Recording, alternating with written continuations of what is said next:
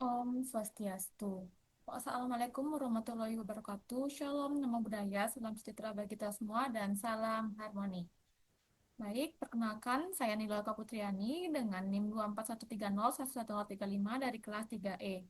Jadi di sini saya akan membawakan solusi dari pemodelan masalah terkait dengan persamaan diferensial biasa terkait soal yang telah saya dapatkan.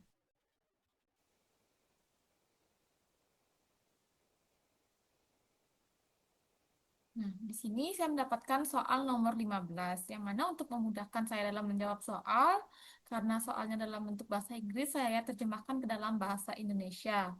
Yaitu soalnya, populasi nyamuk di suatu daerah meningkat pada laju yang sebanding dengan populasi saat ini, dan jika tidak ada faktor lain, populasi tersebut akan berlipat ganda setiap minggu. Terdapat 200.000 nyamuk di daerah tersebut pada awalnya, dan predator, misalkan burung dan lain-lainnya, memakan 20.000 nyamuk per hari. Tentukan populasi nyamuk di daerah tersebut untuk setiap waktu. Nah, jadi dalam penyelesaiannya yang pertama yaitu saya misalkan PT itu merupakan populasi nyamuk pada waktu T, yang mana T ini saya buat dalam hari. Kemudian, seperti yang kita ketahui, laju perubahan populasi yaitu turunan P terhadap T atau kita simbolkan dengan DP per DT itu dipengaruhi oleh dua faktor. Yang pertama yaitu pertumbuhan, yaitu laju peningkatan berbanding lurus dengan populasi saat ini, yaitu kita misalkan K kali P. Kemudian ada faktor kehilangan juga karena di sini ada predator yang memangsa 20.000 nyamuk per harinya. Sehingga persamaan diferensial laju perubahan total populasi yaitu DP per DT sama dengan K kali P dikurangi 20.000. Mengapa di sini dikurangi 20.000? Karena seperti yang saya jelaskan tadi, di faktor laju perubahan itu ada faktor kehilangan yang mana predator memangsa 20.000 nyamuk per hari. Nah, kemudian populasi berlipat ganda setiap minggunya. Karena di sini T saya buat dalam hari, maka kita tahu bahwa satu minggu itu sama dengan 7 hari.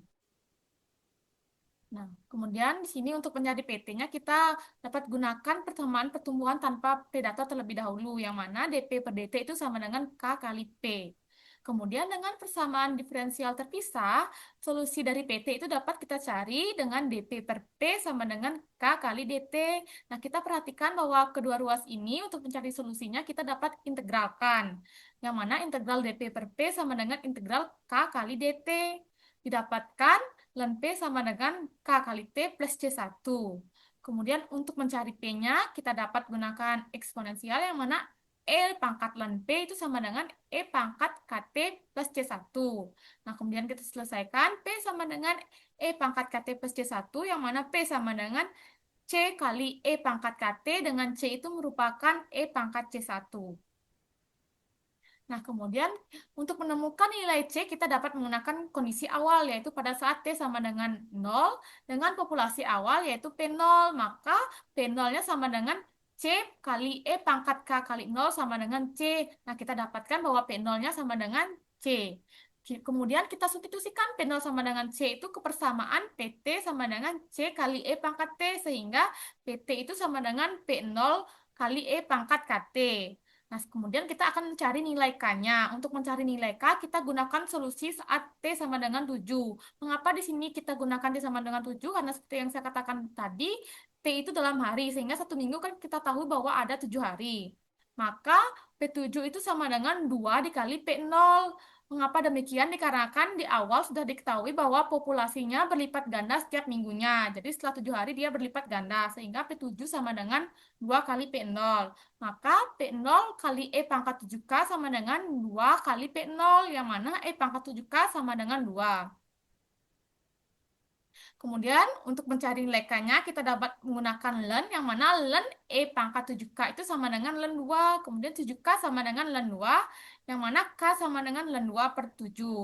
Nah, kita sudah mendapatkan nilai K. Lalu kita substitusikan nilai K sama dengan ln 2 per 7 itu ke persamaan utama yang sudah ada predatornya, yaitu DP per DT sama dengan K kali P dikurangi 20.000. Nah, kemudian DP per DT itu sama dengan ln 2 per 7P dikurangi 20.000. Yang kemudian kita dapat selesaikan, yaitu DP per DT sama dengan ln 2 per 7P sama dengan min 20.000.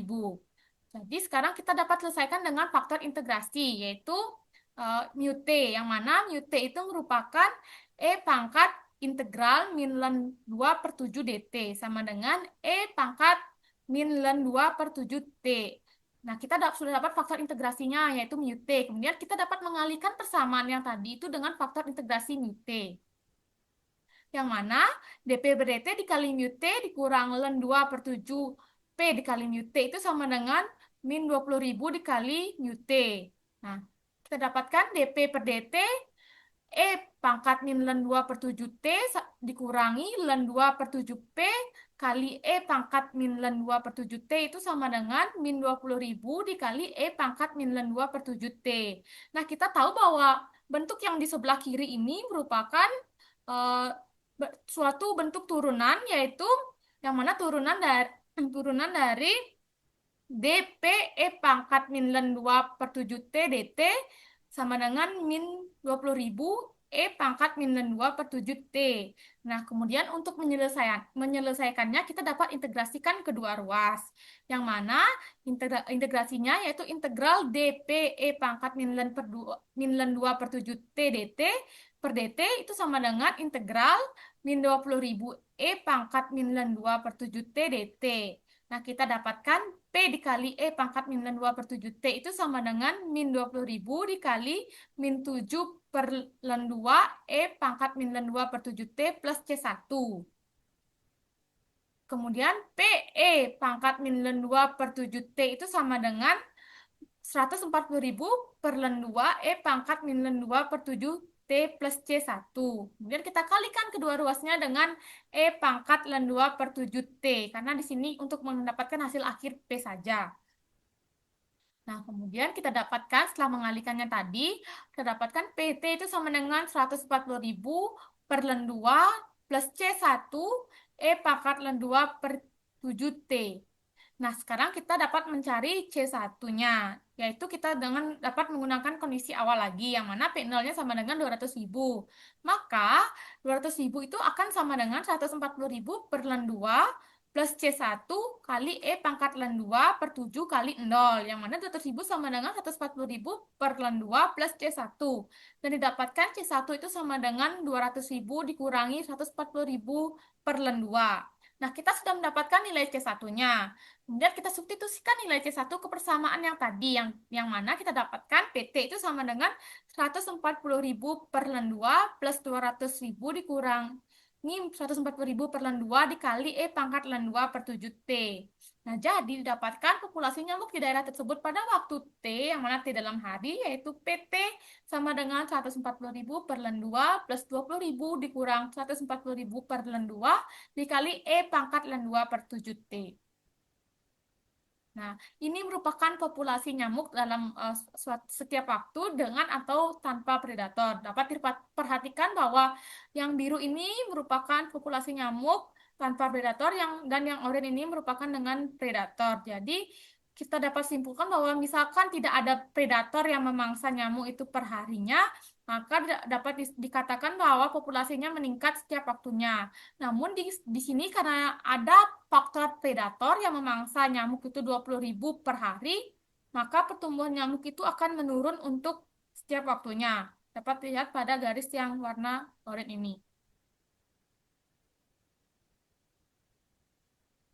Jadi, sekian penjelasan dari saya mengenai solusi dari pemodelan masalah terkait persamaan diferensial biasa yang telah saya buat. Saya mohon maaf bila ada kesalahan dalam pembahasan saya. Terima kasih atas perhatiannya. Saya tutup dengan Pramo Santi. Om Santi, Santi, Santi, Om. Wassalamualaikum warahmatullahi wabarakatuh. Shalom, nama budaya, salam sejahtera bagi kita semua, dan salam harmoni.